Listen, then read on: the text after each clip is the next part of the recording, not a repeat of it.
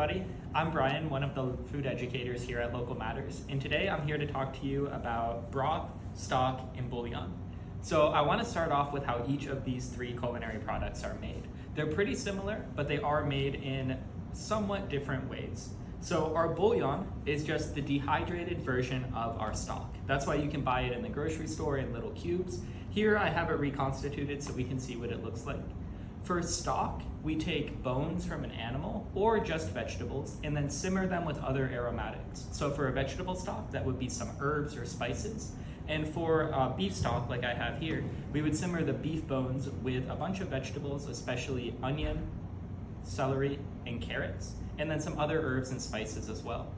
And then finally, for broth, instead of using beef bones, we're actually using beef meat. So we're using the actual, like the chuck roast or some other cut of beef that we're using to simmer in the water with other vegetables and aromatics, of course, to make that beef broth.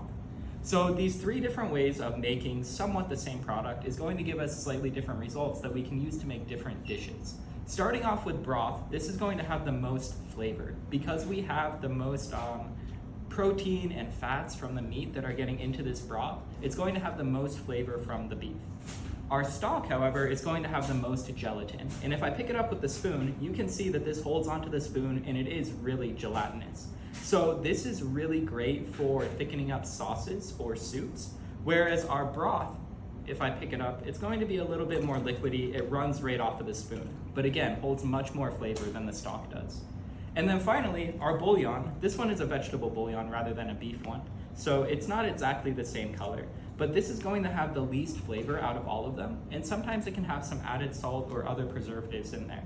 Not to say that it's bad, we just need to realize that when we are cooking with it. So each of these is going to have their very specific use in the kitchen. You can intermix them as you have them, but it's best to keep in mind these options when you're cooking.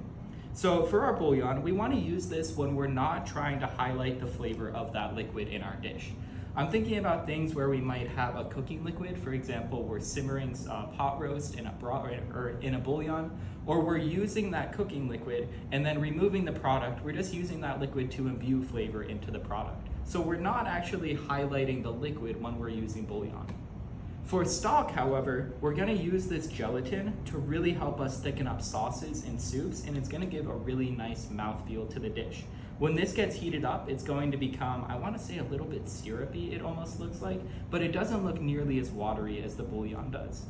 And then finally, because our broth has the most flavor, our broth is best to use in dishes where we do want to highlight that liquid part of the dish. I'm thinking about clear soups like chicken soup or beef minestrone.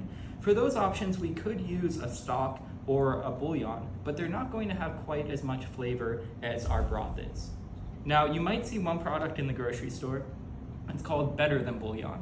And that is actually a product that you would also find in a lot of high-range kitchens.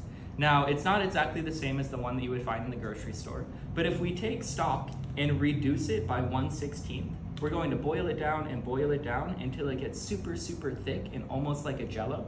And then that is actually what you're buying when you get the Better Than Bouillon. It is stock, but it still has all of the gelatin in it that we might lose when we dehydrate our stock into bouillon. So those are some of the differences and some of the best uses for our broth, our stock, and our bouillon. Please feel free to drop any comments or questions in the comments below, and we look forward to hearing from you. Thanks for tuning in today.